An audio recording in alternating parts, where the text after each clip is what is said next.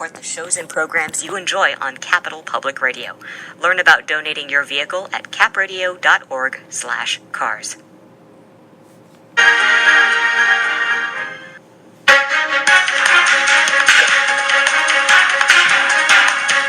From Capital Public Radio in Sacramento, this is an Insight Election Special. I'm Beth Ruyak. Over the next hour, we're going to bring you analysis and reaction to the debate you were just listening to between candidates for the 7th Congressional District, the incumbent, Representative Ose-Ami Bera, a Democrat, and his challenger, former Congressman Doug Ose, a Republican. In the studio with me from Washington, D.C., the political junkie, Ken Rudin. Ken, good to have you here. Thanks, Beth. You were able to watch it on the screen and listen to it on the airwaves. Your reaction? Well, there's no question who the incumbent was. There's no question who the challenger was. The incumbent, Ose-Ami Bera, was clear about the fact that he talked about working across party lines. He mentioned over and over again that he'd be bipartisan, that he would work with Republicans. Doug Ose, from the opening statement, was on the attack. He was mentioning Obamacare in his, I think his 9th word or 10th word was Obamacare, while Bera was talking about working bipartisanly. Ose was talking about the failure of the Obama administration, the failure of the Affordable Care Act, and the failure of Bera to provide leadership. It was interesting to see Doug Ose in both those roles, as the challenger and as an experienced congressman who was at times challenged on decisions he had made in his term, 1999 to 2005. That's exactly true, but of course, I think people have short memories, and they're looking right now at the Democrat who's in office, and Ose would basically say that what he stands for, what Bera has voted for, is the complete antithesis of what I would do if I was elected on November 4th. And that speaks to redistricting. Different voters are voting in this district. These voters haven't voted for Doug Ose before. That's correct, but it's also a more evenly split district than many have expected. The reason this has gotten so much national attention is because, one, Bera is seen as slightly vulnerable, and of course this won't change the control of Congress because the Republicans have a 17-vote lead in Congress and probably going to pick up seats. But if you want to take the temperature of President Obama, at least in the last 2 years of his term, you're basically seeing what this election is really all about. It's really a referendum. According to Doug Ose, it's a referendum on President Obama. If you listen to Congressman Bera, it's a referendum on his independence and willingness to cross party lines. We're going to continue this conversation with more analysis and perspective on why this race matters so much. We'll hear from some folks at Operation Fact Check at Folsom Lake Community College. Also, Kristen Tudor, the director of debate at Sacramento State University. And we're hoping to speak to Dr. Bera and Mr. Ose themselves. Hope you'll stay with us for this Insight Election Special from Capital Public Radio.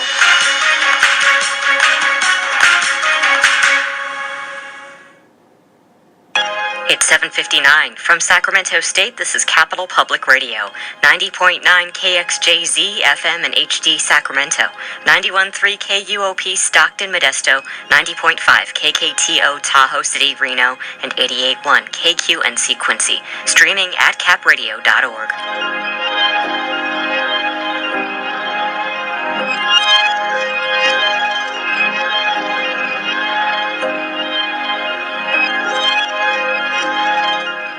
Upper 80s tomorrow in the Valley. It'll be in the low 80s on Friday. In Quincy, it'll be in the upper 70s tomorrow and low 80s the next day.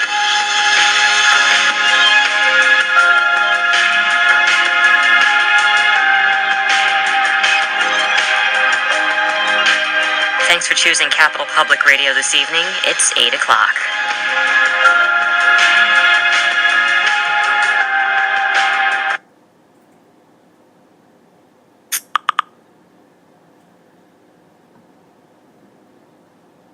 From Capital Public Radio in Sacramento, this is Insight.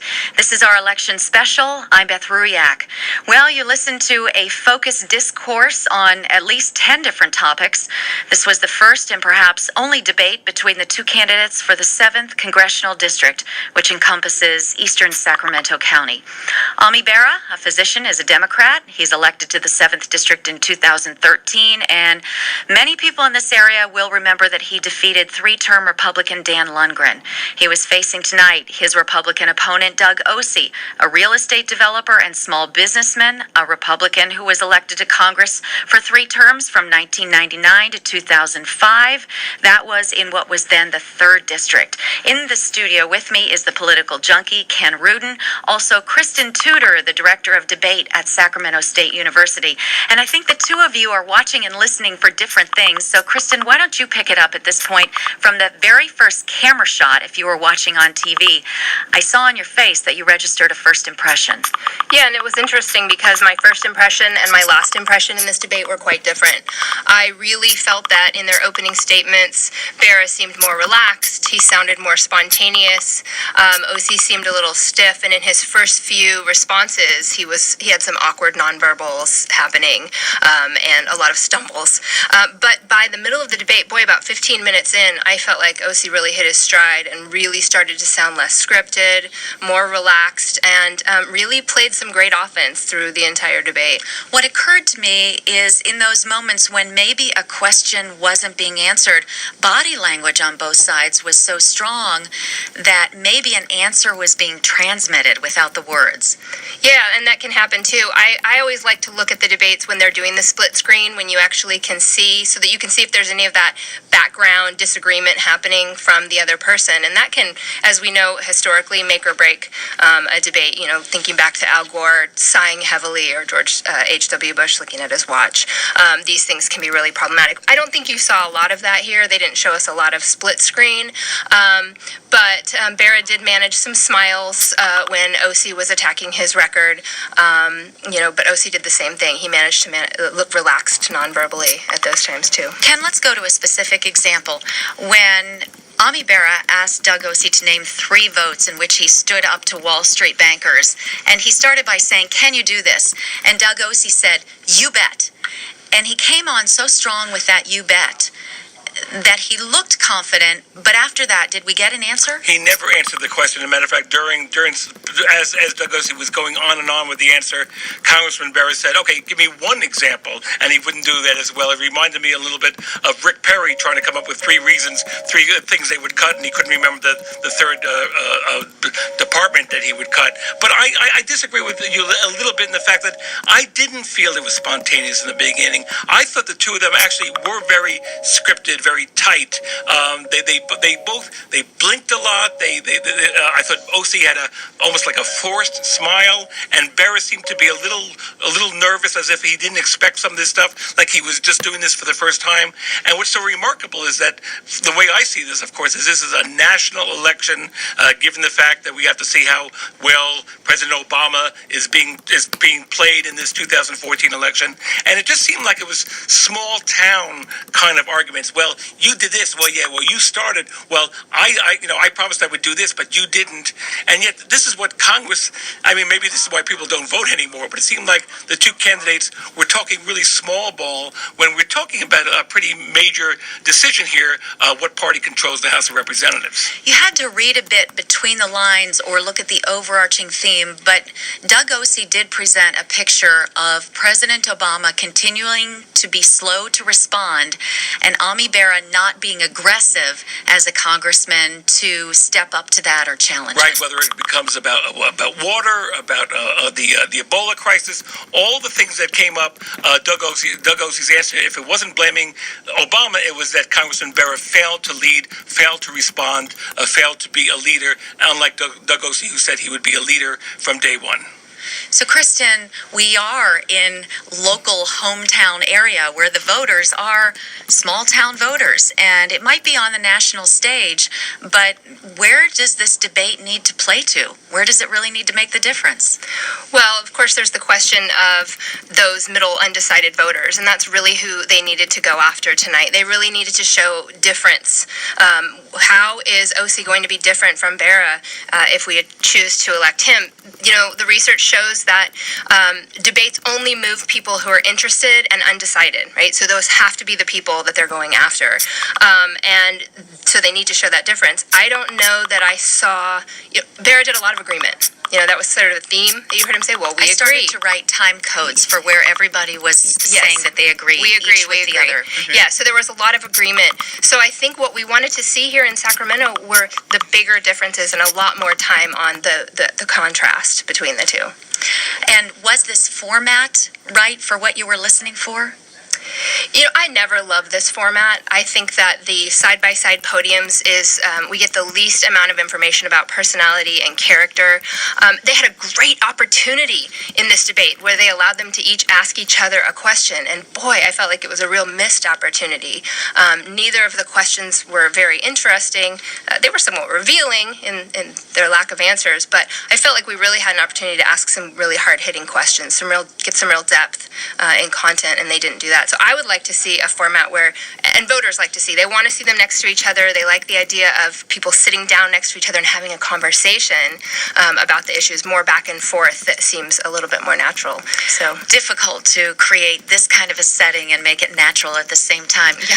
But can't you do that? I mean, if you think of moments where Bill Clinton or George W. Bush or even Obama with Romney, when you watch those presidential debates and you watch their body language and the comfortable with themselves watching them on screen, whereas, as Kristen mentioned, the Al Gore sighing or George H.W. Bush looking at his watch, those are telltale things about whether they're comfortable in their own skin. And I thought this format was fine for the ability, if they had the ability to show it, it's just that the candidates didn't show it.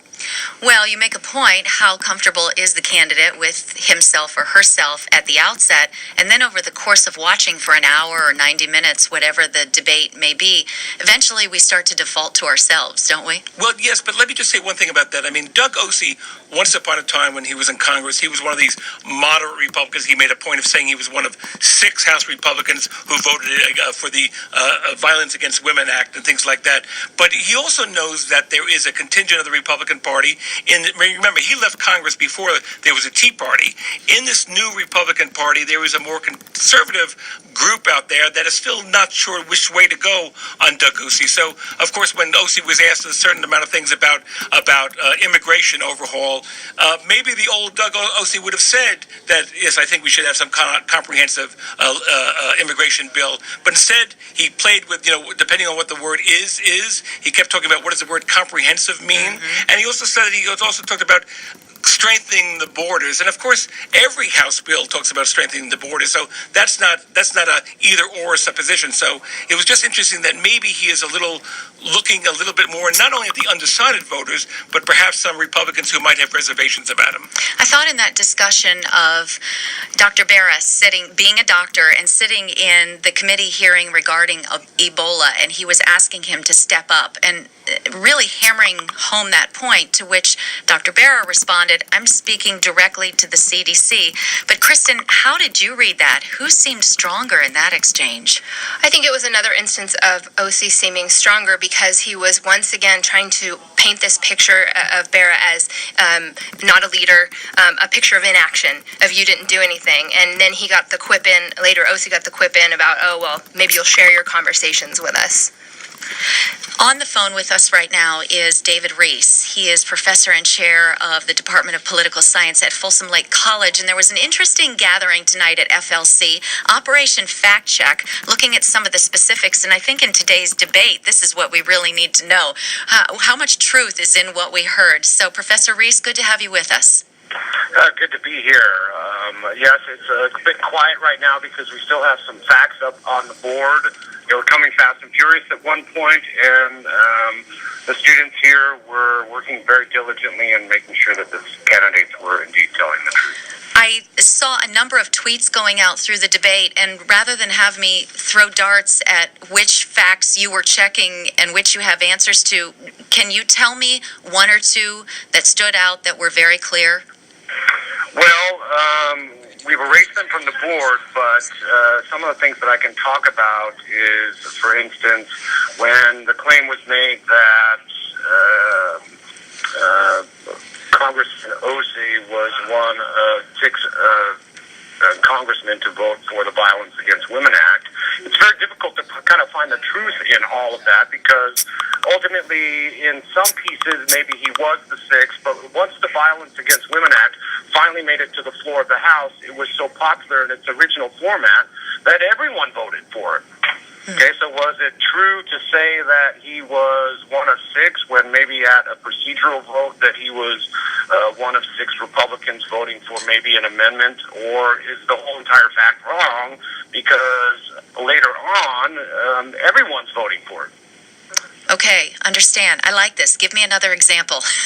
Let me see here. Well, one of the things that we talked about, if I can remember, do we have a list here? For instance, law enforcement endorses Ose-Ami, I see up here on the board. That was, of course, easy to check out. He went down a long list of endorsements that he had. Yeah, and of course, those are things that are easy to figure out, so those are the early ones that come off the board. Right now, I can tell you what we are working on. We're trying to understand if Congressman Ose indeed voted for tax cuts to move jobs overseas. We're still working on a few things here. Of course, we're all curious about whether there were 3 votes when Doug Ose stood up to Wall Street, and that was a section of the conversation when each candidate seemed to say that the other supports Wall Street, but I imagine that your fact checkers are looking for 3 votes? Yes, and those kind of 3 votes are going to be hard for anyone to find in Congress. One of the things that I talk about to my students here at Folsom Lake College is the biggest split really nowadays is between people and their politicians, as increasingly the politicians are captured by the corporate interests. And so what we're really seeing is one of the things that the framers, the writers of the Constitution, feared the most is the development of a professional political class. And their interests are going to coincide a lot with those who have a lot of money. Well, Professor Reese, keep going with your work and step in and let us know through the hour when one reaches kind of that clear and headline state. I'm interested to know in what your group is finding. Meanwhile, I'll mention that today at noon, Ken Rudin took part in a panel that was called Debate Watching 101. And it was very interesting in terms of the discussion of how actually to watch a debate. And we had the president of the Student Senate. His name is Jonathan Rogers. He was talking about trying to get... My current student. Yes. And he's a millennial himself. He was talking about trying to get millennials to be engaged in this process. And I believe that we have a soundbite from him, so let's listen. It is hard for civic engagement, even on a school level, which I found out. Trying to get people engaged in just activities here on campus, there's no time. And I feel like we're bogged down by work and by all the different distractions in society, wherever they may be, you can't really focus on anything else. But I've heard from my political science professor from other sources that future generations aren't going to be like their previous generations, where they're better off than the one before. We may be actually worse off than the one before. So I'm not sure if that will spur more voting or if it will deter more voting, but I think civic engagement is a big problem. So, Kristen Tudor, the question to you is the debate a format that appeals to millennials, to young people who need to get out and vote? No, it really isn't. When I ask my students whether they watched, for example, the gubernatorial debate, now, admittedly, not a lot of people watch that, but in general, they're not interested in watching debates. We have to think about formats for debates that are going to be engaging to millennials. Something that draws them in and interests them. I don't know if it's live tweets on the screen or what that's going to be, but the current formats don't interest them. There is a lot of Twitter activity, and people will jump in just to say, I'm listening, I'm watching, I'm paying attention, just to be part of the Twitter sphere. As we're watching, Ken, let's get back to a couple of the issues. And when you compare that national scene versus what sounds like Mayberry politics in a way, what issues did stand out to you as someone who doesn't live here? Well, the war against Iraq, the war Iraq, and the 2002 vote against Iraq, going to war in Iraq, the vote to give President Bush the authority to go to war in Iraq. Congressman Bera criticized Doug Ose for voting for it in 2002. But first of all, I think every Republican, just about every Republican, save maybe 2 or 3, voted for it. And so did Hillary Clinton. So did Joe Biden. So did John Edwards. So did Chris Dodd. So a lot of the Democrats voted for it as well. Having said that, Congressman Bera followed up with saying, okay, but would you take back that vote? Right. Now, having said that, Hillary Clinton did take back that vote. If she could do it all over again, she would make that mistake. Democrats, others have made that, taken that back as well. Doug Ose refused to do that. Maybe he might feel that's disloyalty. Maybe it might show that he might be flip-flopping. But it's hard to make the case that knowing what we know now, about the reason to go to war, about the weapons of mass destruction, about Colin Powell's speech before the United Nations. It's hard to make the case now that knowing what we know, that vote may not have been the wisest vote. But again, under the circumstances at the time, with the information we had, Doug Ose said, yes, that's why I voted that way. But could he have taken it back? He didn't say yes. Yeah, he was asked if that vote was a mistake, and instead, do you remember he just turned the conversation to look ahead to Iran and the current threat of Iran. And you knew by Ami Bera's closing statement that he knew that Doug Ose would say that, because in his close, he referred to the fact that he gave his challenger an opportunity to take the vote back. How much does that matter today? You know, like Ken said earlier, I don't think people are that concerned with that today. And he did try to qualify the vote with, that's the information we had. And the fact that he wasn't willing to take that back, I don't think is going to be something that hurts him a ton. You know what fascinated me also is when both in the beginning and towards the end, when Congressman Bera said, I made three promises and I've kept them. And I'm saying, wow, this must be pretty interesting stuff. And he said, I would not take pay during when the government was shut down. I promised not to take a pay raise. I don't think that's on the top of voters' lists. I'm going to reelect Congressman Bera because he didn't take that pay raise money. It just seemed to be kind of petty thing to give it all the things that's going on in Congress, what is being done, what is not being done. The thought that he didn't take a pay raise or didn't take a pay when the government was shut down, it just seems so minor league to me. I think Doug Ose actually echoed that, pointed that out, and said, what do these promises that you made really matter? And then continued to point out places where he thought the congressman should have stepped up stronger and louder. For example, in reducing Folsom Dam outflows. That became a big discussion, and that may sound very local, but when you live in California and you're in the drought that we're in, it's critical. Water is at the top of our concern list here in the state. So we're going to have a chance to talk to the candidates a little later on. That's one point I want to try to clarify. Are there lingering questions for you for each candidate, Kristen? You know, I think I still want to see more about Bera's record, what he has done. I think he needed to come out stronger in terms of what he has done. He began his answer to many of the questions with storytelling or, yeah, that really is an important problem, and just sort of talking more about the question and less about what he's done. I wanted, so more strong answers from him. So I think there are still some lingering questions. I wish there were going to be more debates. At this point, this is the only debate, and that's a question I'd like to pose to each of the candidates, too, in just a little bit. When, into the first 5 minutes of the debate, Doug Ose started speaking very strongly on the topic of small business and said there was a workshop that Ami Bera did not attend.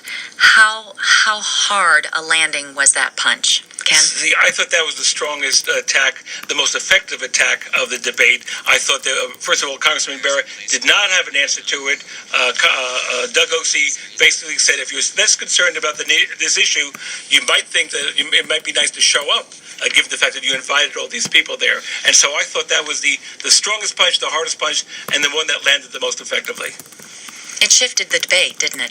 It did. That's sort of where I saw Ose start to really gain his confidence, and he seemed a lot more natural and relaxed after that point, because Bera didn't really seem to have a good response to that. And that's one of those instances where I think he needed to say strongly why maybe that's the norm to set up meetings like that and not be there and have his staff. He sort of alluded to his staff being there, and I don't know if it's the norm, but he needed to come out and strongly say why it was not a big deal that he wasn't there. Maybe he could have said something really important in the district came up, or some vote was, that he had to be there for. But just kind of not addressing it and saying, well, I had my staff there. It wasn't strong enough. I think it was a tough blow. And I think it threw off his demeanor a little bit too, at least for a little while.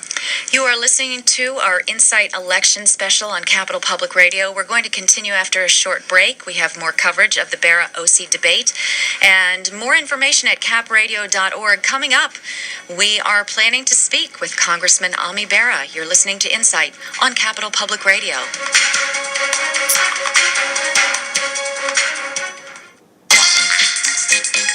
We get support from St. Mark's Moon Lectures, presenting progressive authors and speakers on ethical issues, featuring nationally syndicated Latino columnist Ruben Navarrete Jr. this Friday at 7. Details and tickets at stmarksumc.com. Hear all the Capital Public Radio news and music you love anytime with the Cap Radio mobile app.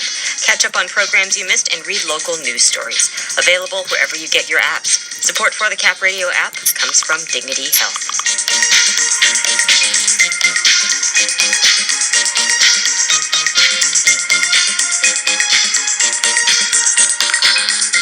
I'm Devin Yamanaka. For the next 2 days in South Lake Tahoe, highs will be in the low 70s. Low 70s tomorrow in Reno and low 80s on Friday. And for Quincy, low 80s tomorrow, and the next day it'll be in the upper 80s. Tomorrow morning, watch out for some patchy frost. It should burn off, and it'll be sunny the rest of the day.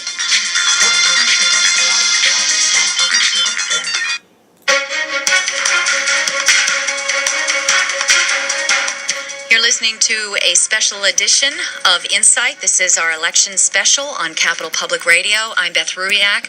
It was a televised debate between 7th District Congressman Dr. Ose-Ami Bera and his challenger, former Congressman Doug Ose. It highlighted and revealed agreement and differences on at least 10 different topics. In the studio with me for analysis is the political junkie Ken Rudin, also Kristen Tudor, the director of debate at Sacramento State University.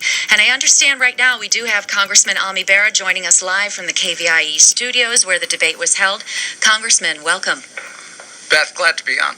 So tell me, do you believe that your opponent was able to take any votes tonight or convince a few undecideds to move to his camp? Well, that'll be up to the voters. The beauty of debates like this are we give the voters choices, and tonight you saw two different visions of leadership. One that wants to move us forward, one that seems to think the Iraq War wasn't a mistake. We actually were talking about that point and the fact that you must have known he wasn't going to take that vote back. Is that right? Well, a lot of members of Congress have known, and they may have voted for it in 2002, but they've also, now knowing what we know in hindsight, that there was a lot of false information, many have said that was the wrong vote to take. And again, we gave them a chance to say that. You were taking him back to that vote, but Doug Ose was taking you to the present and asking in different ways at different times why you hadn't stepped up. Were you assertive enough? Were you challenging enough the president in places that he was also insinuating that the president had been slow to act? Well, so he mentioned something that we talk a lot about in the Foreign Affairs Committee, making sure Iran doesn't obtain nuclear weapons. We've actually gone to task with the president and pushed the president. And I've been called over to the White House repeatedly because I've taken a very tough stance, tougher than what the president's done.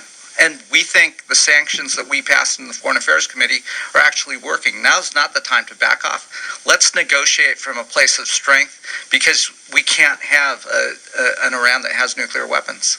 You mentioned the question about the Iraq vote. But when the debate finished and you had that first settling impression of the experience, what was the high point for you?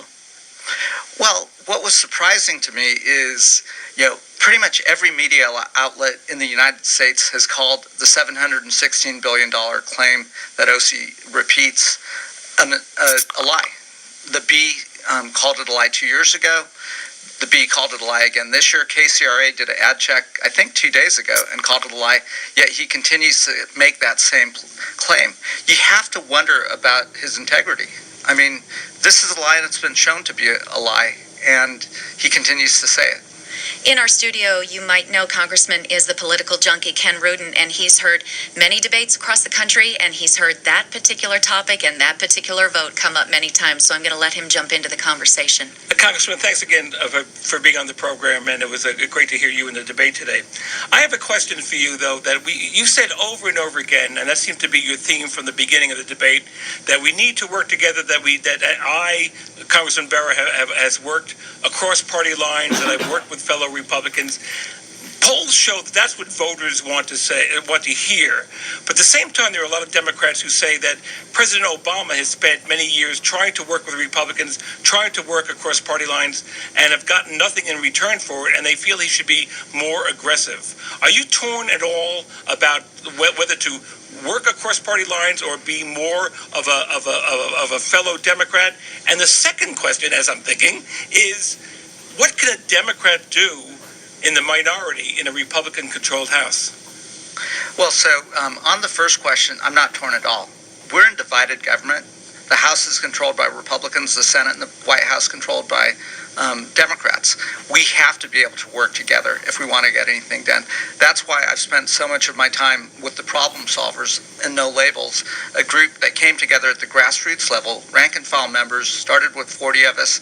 We're now up to almost 100 members of Congress, both Democrats and Republicans, really working together from the ground up to make a change. Because if the president and the speaker aren't going to work together, well, then we've got to do it from the bottom up. Doctor, do you want to follow up? Yeah, and also, Congressman, what about the effectiveness of being a Democrat in a solidly Republican-controlled House? What can you accomplish? I'm pragmatic. So knowing that the Republicans are in charge, you have to be willing to work with Republicans to get things done. Congressman Ose touched on one of our local companies, VSP, that got a health care bill this week from the IRS. We have a bill called the Small Business and Family Relief Act. I worked on it with Charles Bustani, a Republican from New York. I got yelled at by my own party leadership because I was trying to fix a flaw in the Affordable Care Act. There's a 3% tax on health insurance. That's what Congressman Ose was talking about. If the Speaker would let our bill come to the floor, it's bipartisan. Many members support it. VSP wouldn't have gotten stuck with that bill. So this is bipartisan. I'm listening to you speak, Congressman, and thinking there's a lot that happens in Washington that you become part of, you become caught up in, but maybe the action and what's being done or isn't done gets lost in translation. The people at home don't know where you are and how you are. So then when an example comes up, like the hearing regarding the Ebola questions, and it's described that you didn't ask a question. Part of that is, there are hearings going on all the time. So it was at the Ebola hearing, but again, I'd have to go back and look at the calendar. We were also debating Syria at the time and what we should do. If you recall, that was around that time. We were also having a joint session with the Ukrainian president around that time. So again, I'd have to go back and look at that if I was jumping in between various hearings and so forth, because again, our days are busy. The important thing, though, for the folks back at home, ultimately our number one job is to represent them, to be there to help the folks right here at home. And what I'm most proud about is how we've done that. I mean, we've helped Sacramento County residents get almost $1.4 million of benefits back, veterans and so forth. And that's where the real effectiveness of our office has been, working and helping the people right here back home. Well, I don't want to spend a lot of time on Ebola, but could I just ask why you would not ban flights at this point? And you both discussed more testing at embarkation, which seems to make a lot of sense, but why not ban more flights? Well, so talking to the CDC director last week, Tom Frieden, we actually talked about this point. It's because where we have to stop it is at ground zero, which is in these West African countries. So we do have to step up screening in these countries. But you can't isolate that because aid workers and others are going into those countries, and they have to be able to leave those countries as well. The United States has to take a lead here. I support the president with increased screenings, not just at the point in the countries, but also with our custom and border agents when people land. We have a public health system that works. Ken was observing that sometimes the issues that are talked about at this level sound like small-town politics. Maybe to some, whether you attend or don't attend a workshop with your constituents in your district sounds small town, but it was an important point made tonight. Do you want to explain the bigger context to that? Sure. We do dozens of workshops every week. I mean, we're out there doing library office hours, meeting with constituents, trying not to make the constituents or those attending the workshop have to come to our office. Instead, we go out to the community and go where those constituents are. So we do library office hours, we do workshops, in Elk Grove, Rancho Cordova, Fair Oaks, Folsom, all around. So as much as I'd like to clone myself and be at every one of the workshops, I have terrific staff that is there to work with our constituents, with our veterans, and everyone else. And I try to get to as many as I can. One more of those regional issues is about reducing Folsom Dam outflows. Were you presented accurately tonight in that conversation? No, I mean, Congressman Ose has for months been playing politics with water. I've actually been looking for solutions. So, we work very closely with the local water agencies. You can certainly talk to them. We have, and again, back in January, we reduced flows, working with the agencies to their lowest levels. And then we continue to work with those agencies to keep levels low.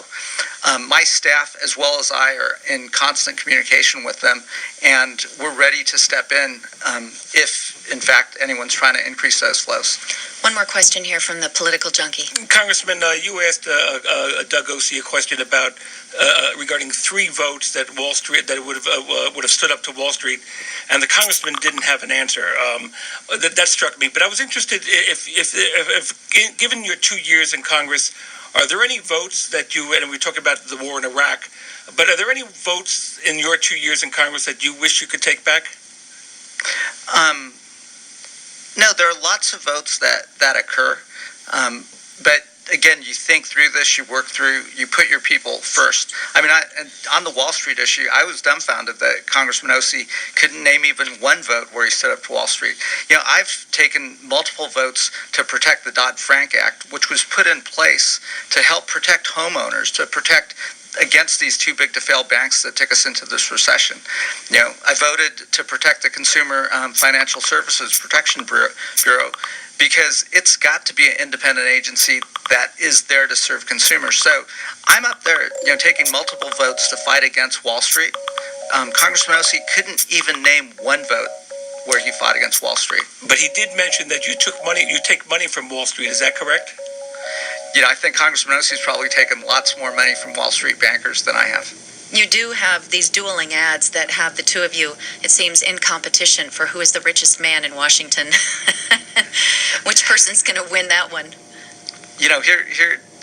Success is part of the American dream and so forth. The real issue with Congressman Ose, though, is the votes that he took. Votes like Glass-Steagall, which deregulated Wall Street banks, created these too big to fail banks at a time when he held hundreds of thousands of dollars of Wall Street stocks, that his wealth grew from 30 million to over 100 million. That is a problem. That's why Congress in 2012 passed the Stock Act. You can't have this conflict of interest. Congressman Ose, we're going to wrap this up. Congressman Bera, and we will be speaking with Mr. Ose. Would you give me finally just 1 or 2 words that you're going to walk away thinking about after tonight's debate? I'm going to walk away the same way I thought about this when I first decided to run for Congress. This is about putting people first. This is about working as hard as you can for a student like Michaela, who brought up the cost of education. That's so much more than 2 words. Do you know that? Okay. It's fighting for people. There you go. All right. Congressman Ami Bera, thanks so much for joining us tonight. Thanks, Beth. This is Insight on Capitol Public Radio. Just ahead, we will speak with former Congressman Doug Ose.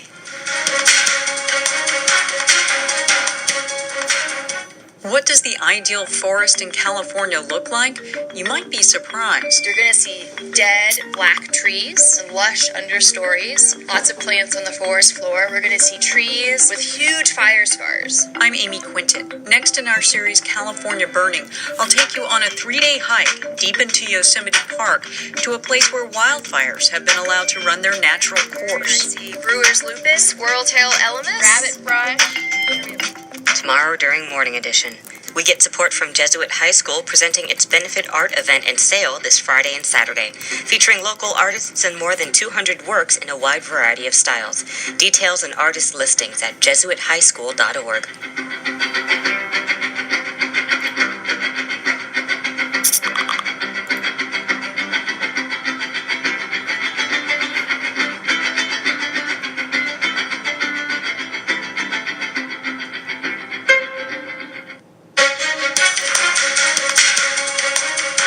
You're listening to a special election edition of Insight on Capitol Public Radio. I'm Beth Ruyak.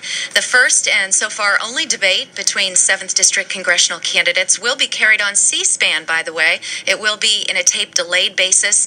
They haven't announced any specific dates, but there are going to be multiple airings, and C-SPAN, of course, airing many debates across the country in this election season. In the studio with me is Ken Rudin, the political junkie. Also, Kristen Tudor, the debate coach and communications lecturer at Sacramento State University. So you just listened to Congressman Ose-Ami Bera. A reaction, Kristen? He had some great responses to some of the questions that he was asked in the debate. Better responses here on the show than he did in the debate. The explanation, for example, of why he wasn't at the workshop sounded a lot better here than it did there. The explanation of the vote on, or not asking a question about Ebola, it was a little bit better. But yeah, better responses here. I would like to heard those in the debate. I think I need to clarify with you, Ken, and I probably mischaracterized your discussion about the way smaller issues were being discussed. So you say it better. No. I mean, I was never belittling the importance of issues like water and energy and what we talked about during the debate. I was just saying that given the importance of this congressional race, given the fact that it has national significance, to watch the two candidates on the podiums, going back and forth with Nyanya, back and forth, it just seemed like it was belittling to such a campaign that has such national significance. So would the Republican Party like what it heard tonight from Doug Ose? I would think yes. I mean, of course, the Republican Party wasn't always convinced that Doug Ose was the strongest kind of Republican. There's a faction of the Republican Party that might feel that he should be more aggressive. Well, we saw a very aggressive Doug Ose tonight, and perhaps maybe that's exactly what the party wants if they hope to beat Bera on November 4th. He is, of course, hoping to reclaim the 7th congressional district seat for the Republicans. Former Congressman Doug Ose, did he sway some of the undecided voters? He is joining us now by phone from the KVIE studios where the debate was held. Mr. Ose, welcome to the program. Good evening. How are you? Good. So I'm going to start by asking you about your opponent. How did he do tonight in holding on to the votes? Did he hold on to enough, do you think, to win?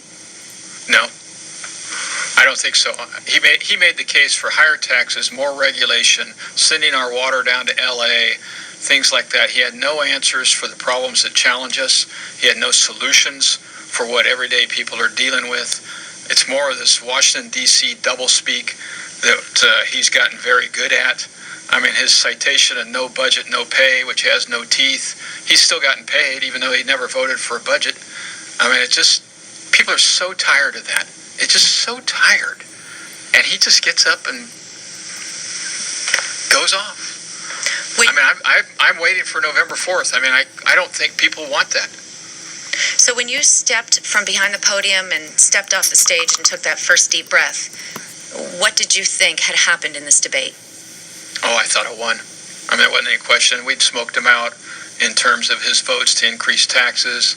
We'd smoked him out that he's not a small business owner. We'd smoked him out on the disrespect he showed to small business owners by not even attending his own small business workshop. We'd smoked him out on the fact that he had nothing to offer on Ebola.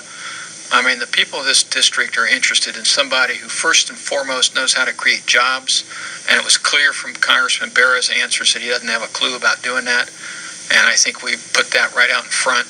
The seniors who live in this district, we made it very clear that Congressman Bera has voted to take $716 billion from Medicare over the next 10 years, which was confirmed as recently as July 24th in a letter from the Congressional Budget Office to Speaker Boehner. We confirmed that he's interested in taking away homeowners' mortgage interest deduction. I mean, these are all very, very adverse political views that will hammer this district, and now he owns them. He continues to say that one of those accusations that you just listed is an outright lie, the Medicare vote, and you continue to say it. It doesn't sound like you have any plan to stop saying it.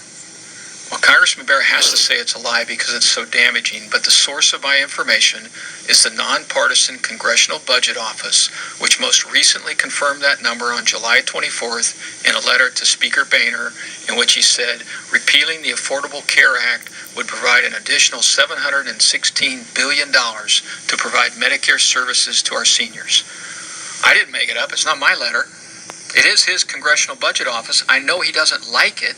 When I point this out, I understand why he doesn't like it, because it's very damaging when seniors hear that, because they think this guy's just throwing us under the bus, which he is. But it is a fact that he voted 10 times to prevent this $716 billion from being available to provide medical services to seniors. He asked you to name the 3 votes, those votes when you stood up to Wall Street bankers, and you came out of the box real strong with you bet. And then I don't believe that I heard 3 votes. Okay, so I cast 6,000 votes.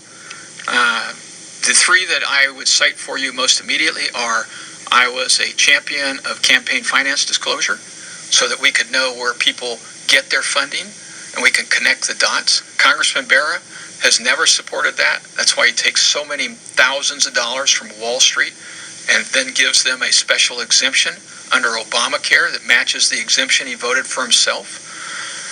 I voted against the energy bill that Congressman Ose-Ami put forward because it would have cost Californians $5 billion a year. I was one of 5 Californian Republicans to vote against that bill. And then, while this isn't a vote, in 2008, when the TARP legislation was brought up to the Hill by President Bush, I'm on record in the Sacramento Bee in a letter to the editor saying this is a bad idea. It's no wonder, given Congressman Bera's voting record, why Wall Street prefers him to me. He gave them an exemption from Obamacare. He's taken hundreds of thousands of dollars in campaign finance contributions from them. And Wall Street knows that they're not going to get away with the same shenanigans if I'm in office that they've gotten away while he's in office. I heard 2 bills. Was that, or was there a third in there that I missed? There's a TARP, Oh, the TARP bill. Okay.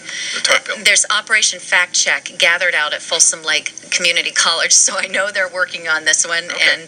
and at least you gave them a little more direction to go in. I've got the political junkie Ken Rudin out from Washington, D.C. He's in our studio. And so, Hey, Ken. How are you? so he's going to jump in here. Mr. Ose, great to talk to you, and thanks for being on the show, and thank you for debating tonight. I have a question on immigration. You were asked about how you feel about comprehensive immigration, and you almost sounded a little Bill Clinton-esque. You know, Bill Clinton talking about what the definition of is, and you kept saying depends on what the definition of comprehensive is. I assume that Congressman Bera was talking about the Senate bill from June of 2013, with a Senate by a bipartisan voted 68 to 32 to have this comprehensive immigration overhaul. Now, you said, well, yes, I mean, I'm certainly for changing in the laws. I mean, there are 11 million people here with undocumented, and that can't go on. But then you said, well, we must secure the border. But every bill, including a proposed House bill, and Speaker Boehner agrees with this, talks about securing the border. So isn't that much of a given that the border will be secured no matter what bill is being passed? When the Democrats come to the table and finally agree to enforce the security of our border, we'll be able to move quickly to a calm, dispassionate discussion about the other aspects of immigration reform that is needed. The problem is that the people who are in charge on the Democratic side were the lieutenants in the mid-'80s when we last visited this issue, and they have proven to be unreliable negotiating partners in the interim since. They've done nothing to implement the various provisions of the 86 Act to protect us from having additional illegal immigrants, and as a consequence, we've grown from having 3 million illegal immigrants in the mid-'80s to over 10 or 11 million now. So the fact is that you got to stop digging your hole bigger or deeper before you can truly get to a situation. Once the Democrats truly agree to enforce the security of our border, we'll be able to quickly move to the discussion of what, quote, comprehensive immigration reform, end quote, means. I want to note that Congressman Bera could not define what that phrase means. It sounds good. It's another sound bite. He's very good at sound bites, but he's not very good at telling you the specifics of what he's trying to achieve. But the Democrats really don't have much say in the writing of legislation in the Congress. This is a Republican-controlled Congress. Couldn't Speaker Boehner and the Judiciary Committee? Ken, go ahead. Ken. Yes. The Democrats control the Senate. Right. The Republicans control the House. Right. If the Democrats were serious about immigration reform, they would quietly sit down with the Republicans on the Judiciary Committee and figure out what they could work on. They've not done that because they want to make this a political issue. Unfortunately for them, the number one political issue in this race remains the economy and all of the bad policies that the Democrats have put forward for higher taxes and more regulation that's adversely affecting the creation of jobs. That's what this is all about. They're trying to change the subject from something that affects everybody's everyday life to something that needs to be taken care of in a calm, dispassionate manner after the election. Did he just change the subject? Congressman, can I ask you another question?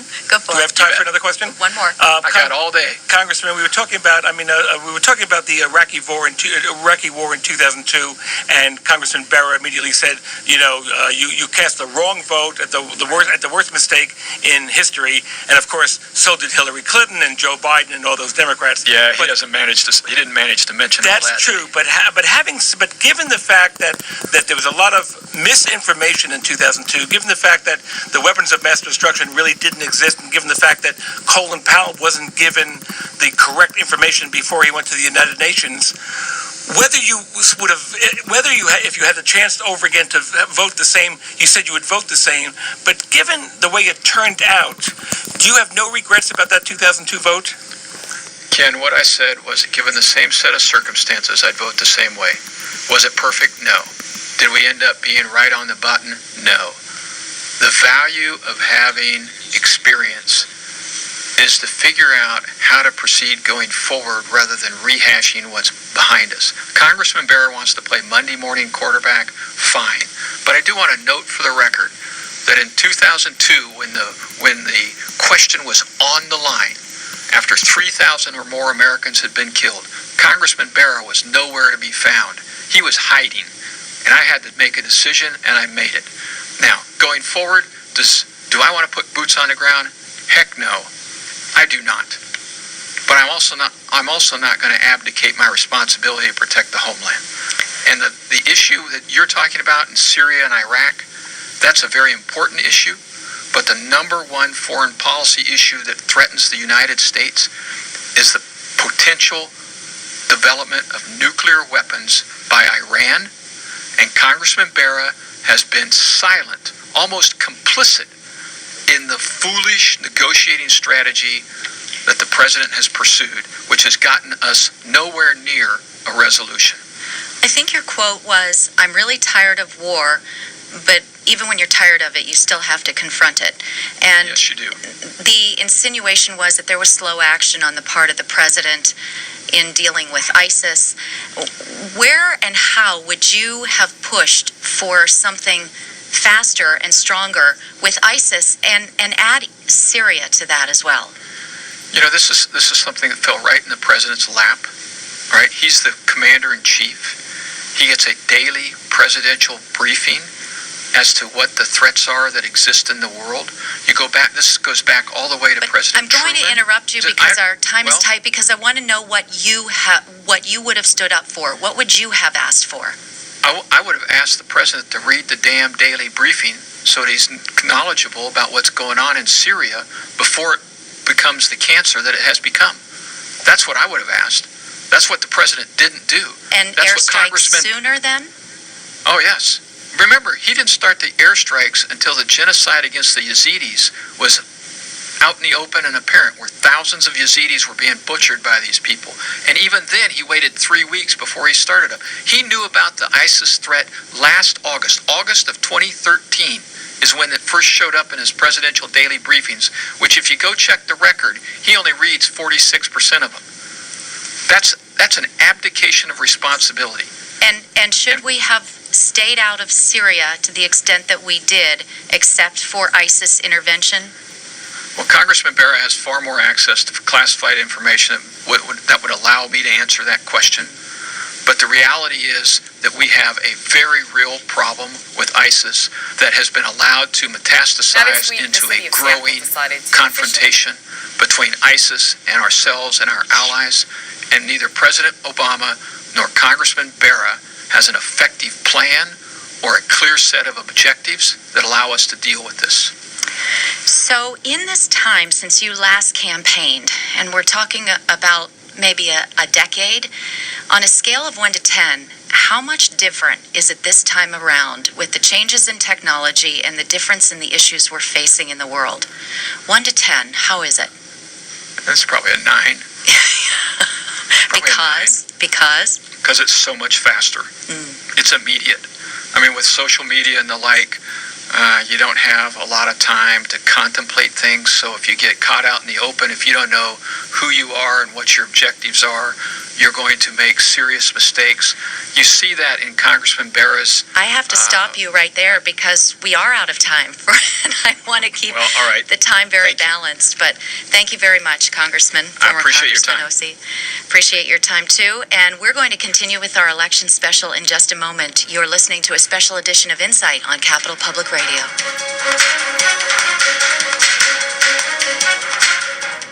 Readers of Gone Girl wondered how its changing viewpoints could work in a movie. So did director David Fincher, till he saw Gillian Flynn's script. She was very smart about being able to keep the she said to this extremely subjective point of view and yet bring the he said into this omniscient foreground. I'm Audie Cornish. David Fincher on the next morning edition from NPR News.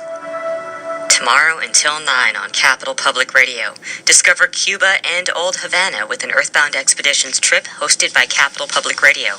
This incredible journey is backed by popular demand. Complete details at capradio.org/travels.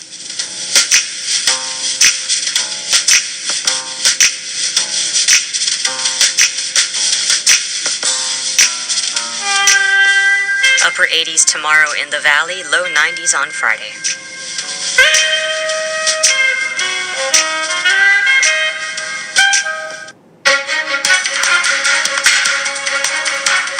You're listening to an Insight election special on Capitol Public Radio. I'm Beth Ruiak. I'm joined in the studio by the political junkie Ken Rudin and the debate director and communications lecturer at Sacramento State University, Kristen Tuner.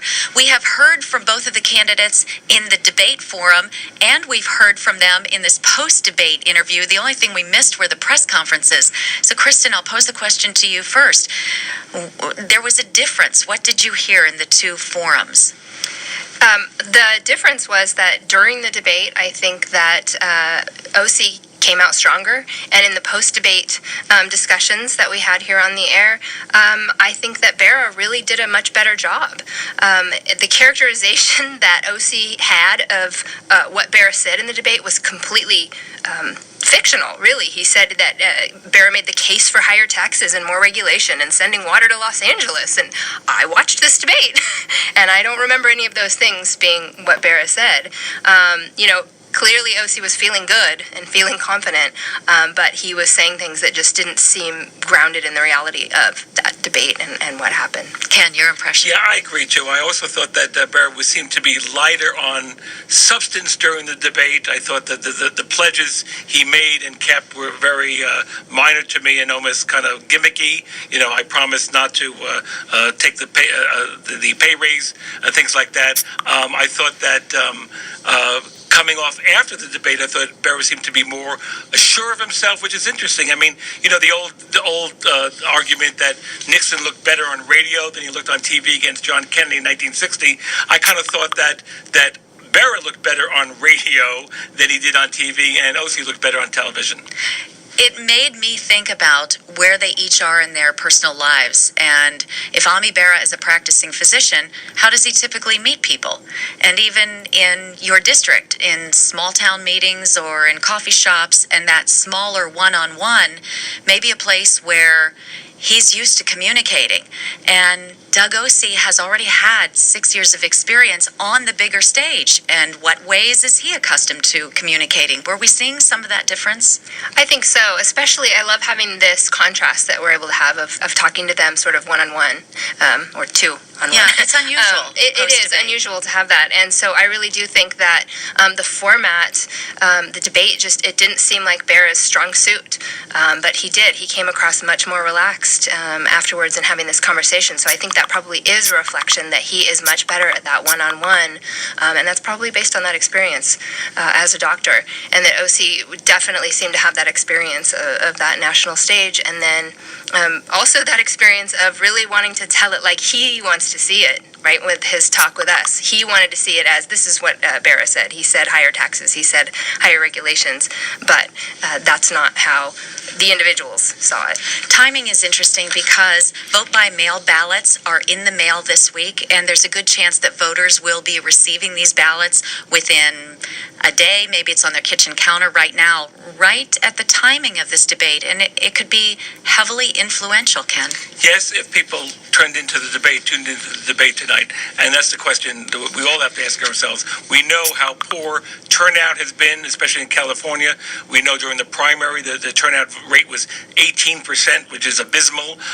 We don't know how many people are going to turn out in November. We don't know if Democrats are disheartened, Republicans are more energized because of Obama policies, and so we don't know. And obviously the numbers who watch this debate, who listen to the debate, is obviously much smaller. But I do predict, though, that I usually don't make predictions like this, but I predict the winner in November will be somebody with 7 letters in his name. I just want to tell you that right now. Did you do the count? Yes. Ami, Bera, and Doug. I don't go out on a limb too often. I was waiting for a political junkie joke all night. It wasn't a joke. It's a serious observation. It is one of the top 20 races, though, being watched in the country. Absolutely. And so the poll numbers on election night will be flashing on screens everywhere. You know, it seems like the national political reporters who watched this debate were aware of it, and the two candidates were not. That's what I meant about the small town part of it. It felt like they were just two guys having this conversation and a little nervous, a little tentative, a little scripted, whereas the consequences of this, I mean, if Bera wins, victory for the Democrats, victory for Obama, and if OC wins, it's the complete opposite. This is a nationally significant race, and yet watching those two guys, I wonder if they even knew it. Well, what they know is that it's their neighbor or the person down the street is the one that has to go to the polls. When I go home, guess what? I have a flyer because I live in the district from each of them on my doorstep. So they know who their audience is. Thank you so much for the input and perspective from both of you tonight. Kristen Tudor, always a pleasure from Sacramento State. Your debate students are continuing to be fortunate to have your input after, 15 years now? I've been at Sac State 11 years and coaching debate for 15 years. Yeah. Yep. Thank you very much for joining Thanks us for tonight. having me. And Ken Rudin, it has been a delight to have you out here from Washington this week. It's been a great week. I'm thrilled to be here. Thank you, and thank Capital Public Radio. We'll speak to you again on Monday on Insight, as we always do, and talk to you on election night, November 4th. I wish in person, but we'll have to do by phone. All right, that's Ken Rudin. Thank you to all of you for joining us for this Insight election special. I'm Beth Ruyak. Our senior producer is Jen Picard. Our producer is James Morrison. Our digital editors are Al Gibbs, Marnette Federis, and Melody Stone. We had help from Cody Drabble, from Evan Matzler, Nick Bruner, Paul Conley, and Alan Ray. Our technical director is Mark Jones. The executive producer is Joe Barr. A reminder that the debate in its entirety will air again Thursday morning at 9 a.m., followed by this full special election issue of Insight. Thanks for joining us. This has been a production of Capital Public Radio.